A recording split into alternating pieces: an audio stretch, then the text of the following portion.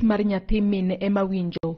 Nyithindo moko inyuolo maber to moko inyuolo kod ng'ol mopogore opogore, wach mamiyo jonyuol winjo lit ahinya. E kar dak ma Miwani e kaunti ma Kisumu, ne waromo kod Mikai Dorcas Hamisi Odiko manigi nyathi man kod ng'ol ka owacho ni ok nonyuolo nyathine kamano, to ng'ol ma nyathine ni godo nochakore e wi dongo. Kennedy no kanyuole gi growth no na nyuole bang' kase nyuole ma growth no chako wuok ka en gi gimoro dweche 3 no wakia ni gima chal kamano nyalo wuok e wiye, koro wapo mana ko chako kuot mana matin tin to wang'e ni en gima dhi lal, ema koro waneno ka pod odhi adhiya mbele. Kaka janyuol ma pod ne tin e seche mano nyuolo wuode Kennedy Omukwe kokalo e kony mar jonyuolge, Dorcas notemo matek mondo oter nyathine e osuptal mondo mi okonye mapiyo, to nikech nok mar pesa, thieth mar nyathine ok ne nyal dhi mbele e yo makare. Na nigi mamwa nikech ani pod akia, nikech anyuola mako ich ka pod ani skul, koro ne pod akia. Ema babu wako neno kamano to otera nyaka Kenyatta osiptal. Kongo otera Kisumu, Russia. Kotera Kisumu to umiwa transfer nyaka Nairobi Kenyatta. Kwa hadi Kenyatta kuchocho ema koro chako tukaanza kwenda clinic. Kwa clinic ema sebedo na sebedo ka dhi clinic ema koro kagigo e picha mar x-ray ogolo ni wiye no podo yaore makoro ok nyal ginene. Podo ok nyal timo neno nikech nonego meni ibaro wiye no mondo yuane ni goche ne pie man tikanyo. One giwacho ni mondo rit mondo nyathino kanyo dinre nikech ne podo yaore kule kichwa mtoto bado inagonga hivi. Sasa ilibidi mpaka hapo pavungike kwanza ndio sasa wafanyie operation. Kono miyo aduogo makoro relax mondo arit mondo gibigingisa koro chieng' chopo. Koro akanyo nyaka sani pok achaka dok nikech na koro pesa hali mar yudo pesa no tama manyaka sani poda na weya koro ema poda rita kama nyaka sani. To koro to nomisi ni gima chalo kamano kaka ka otimne to nyalo kawo maybe like inya timne operation kose onge kaka ninya konyo to ninya timne ko jai gani. Macha no ngingisa no meno itimone ka en gigina ne ngingisa ni ka chakre gina beach ema ni nyalo timne, ema no ngingisa ni kanyo dhido koro ndalo no dhido ka kanyo koro se wiye no se dinore ma koro inyalo timne koro operation ko no ne ngingisa ni kok nya timne ti nyalo chuoe gimoro kanyo ti yuayo tisindan mi nyalo chuo ti yuayo pigno kech ne gingiyo no giyudo ni en pi. Nikech ok nonyal yudo thieth mapiyo, growth ma Kennedy Omukwe ni godo e wiye, omiyo bende oyudo ng'ol e lwete kod ng'ol gino mamiye pek e wuotho. Gino nitie kaka o affect nikech kane podotin ne kwane ka en gi problem mar bade konchiel gi tiende. Ko sani en gi problem mar bade ni ok nyal mako gimoro opoza konchiel tiende ni gi bade ni. Ko tiende ok nyalo maber piny no bade ni bio ok nyal mako gimoro koro onge teko chalo ka ng'ama nigi polio kono konchiel kama. Ne wayudo thuolo makende mar romo kod Kennedy Omukwe e skunde Joyland Special Secondary School kama osome. Kennedy wacho ni growth ma en godo e wiye seche moko miye rem matek mamiyo ok onyal timo tije moko matin e skul kata somo bende nyalo bedo matek. Chon mana dongo rem to ne onge to koro rem ochako biro machiegni makatiyo ahinya to rem biro emomiyo kata jopuonje no nyisa ni ka en tich matimo ni emanya miya rem koro kika ti mang'eny. Nen tich mane timo mano nyise ni we nanya bed dala ta akonyo gi beto kama alafu adhi kata puodho seche moko akonyo gi matin to koro no kodonga to kaka mana chako dhi e puodho ni ema no chako dongo koro dongo medore. To koro be inya wacho ni ngata gino be affect sombi kaka ngano iro matin ko songe effect moro affect somba to mako lweto en gimogoya konchiel. Koro okanya timo gik moko ma tije matek kata ndiko atema ndiko lweto konchiel koni kecho maka lweta konchiel makoni okanya tiyo. Japuonj Kennedy Manoeri Mary Okoth wacho ni kata obedo ni Kennedy nigi ng'ol otemo somo matek mondo mi obed mokwongo e klas ma entiere kendo thothne ok odwar nenore kaka ng'atno manigi ng'ol. So far, tanyalo wacho ni disability ne to poko interfere gi performance ne. Because in a very focused boy, otiyo matek. In fact is among the top students in that class.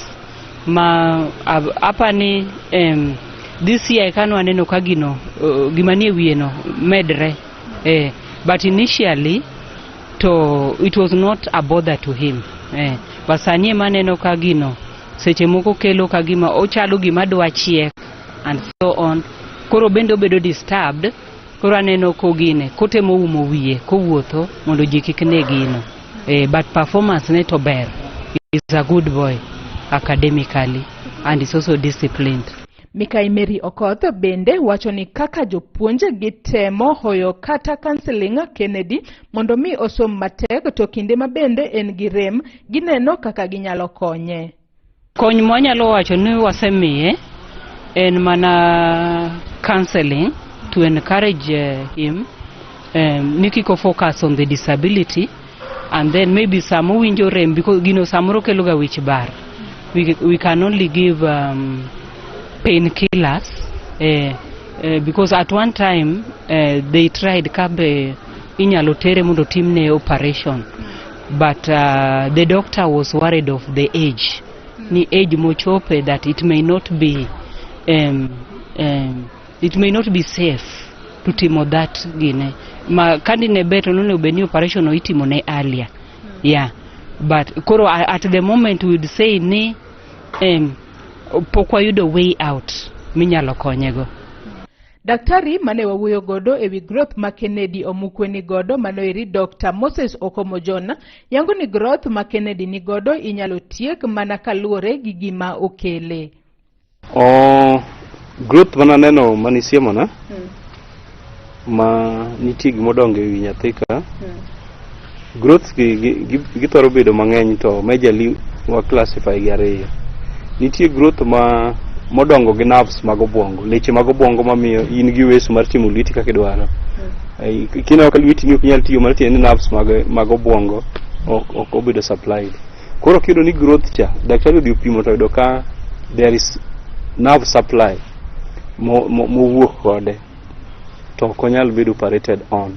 To koro ni ena flesh emokuote the growth is not involving the nerve cells. To mano to nyalo bedo surgically removed. Koro iyudo ka moko ng'ato mare meche niticho wuok, jok moko to mare nitie samoro ni ok oneno maber. To ena tire. Daktari osedhi opimo oyudo ni gino kong'ado to odhi yudo ni the part of brain samo mar speech samoro odhi ong'ado. Ma iyudo koya kanyo to ng'ano koro samoro bedo unconscious motho. To seche ma gima wach ni ponono en nerves involved. Iparo ni seche ma entiere kuom ng'ato onyalo kelo rem mora mora koso ok onyalo kelo rem. Ingene unless we define which one it can come with pain or not. Kora en luore ni which one is it. Moko nitie man gi pain, moko nitie ma onge pain. To koka en gi pain ingene daktari will have to assess what to do. Kata ka en mana ng'ai miyo pain killer. Nerves, we have neurosurgeons, yes, who can be involved. Tinyalo yudo ni gicha koro iwe lwet daktari mar neurosurgeon ene nyalo ni what can I do with it to mondo chune modonje the skull manto koro is area of operation ene nyalo na ma onyalo dhiro kata ma kwa dhire to kendo wadhi interfere gi other parts of the brain. To operation machalo kamano be nitiere like wach ni ponono kaka mar nyathino nen gima nonyuole go kotin mano chako wach ni kineno pichni ge by the time nen 3 months gi kaka sani entiere high school ineno ka ndalo mano tin gino ne tin to sani eri to medo dongo. Be nitiere period monego be ni itimo operation koso nyatin na timo operation all through. Mano dwaro specialist advice daktari manyalo neno this kind of growth enoningo bedo operated en samo daktari nosenene mowacho ni no ma kopo interfere kode surgically nikech in most cases surgical to mani nego nyathicha makoro samo nosenyisigi en mani samo ng'ato inyise to paro ni you are not competent enough kendo chako manyo o consult other people To ka daktari osewacho ni no, this cannot be operated on, it remains the same. Kata kamano, Kennedy gi min-gi kwayo jogo manyalo konyogi mondo mi omigi kony mondo orang kaka inyalo gol growth ma Kennedy nigodo e wiye kata oyo. Adiera to agombo ni achangi, to ka nitie ng'ama nya konya mochulna kata mondo odhi othiedha ochangi, anya gone ng'ano erokamano ahinya. An gi yie ni nyalo timo operation mochangi. To koro kaka in itimo tich mane to be tich mitimo no biparo ni nya support timo operation ko digom kwayo mondo jok moko nego bi okonye mondo at least okonye oendelea gi ngimane yo makare. Kuom tich matiyo, ana onge tich moro amora matiyo. Ana ng'ama uso alot, ang'ada alot e chiro. Kere ka yudo kata pesa moro matin ka aorne school kuch kuma entie gi jowadgi kucho, ka yudo kata kaka giyudo kata uniform moro. Koro pesa moro amora sani ok anyal bedo nikech tich matiyo to onge. Gipur mapuro mana matindo tindo mapuro kata bando moro ka yudo tatere school kucho chulo ikonya chulo fee. Koro an kuom adakwa mana ni kanyalo yudo msaada moro bila naweza kupata hata mnaweza kunisupport, naweza nikashukuru Mungu ili mtoto wangu atibiwe, kwa sababu saizi ni kama huwa anaona ni kama kitu inamuuma. Kuna wakati unasikia ananiambia mama nasikia uchungu, hata unajua sasa inamfanya tunaogopa asifanye kazi ngumu hata ya kufieka, kwa sababu hata tunaona ni kama hizi mizizi za huko nyuma anakuwa affected, sasa tutaki afanye kazi ngumu. Kennedy en wuoyi mohero sombe kendo dogomb mana bedo daktari kotieko sombe. En gi ng'ol, chunye gombo konyo jok moko, ka bende okwayo jonyuol manigi nyithindo man gi ng'ol mondo kik gipande nyithindgi. Katieko skul, ada gombo bedo daktari ma deal gi tuoche mopogore kaka marani madwaro mondo ang'i kaka ochakore. To seche makoro wacho mama jonyuol ne bring up, inyalo ni jonyuol moko konyuolo nyithindo manigi maybe disability kata manigi gik moko ma nyithindo mamoko onge godo. Iyudo ni jonyuol makamago maybe wigi kuot gi nyithindgi gi ipando gi ok gidwa ni giriwre gi nyithindo moko. E seche manidongo be jonyuol gino timo ni gima kamano kose ne gi raise you up ute kaka nyithindo maromo?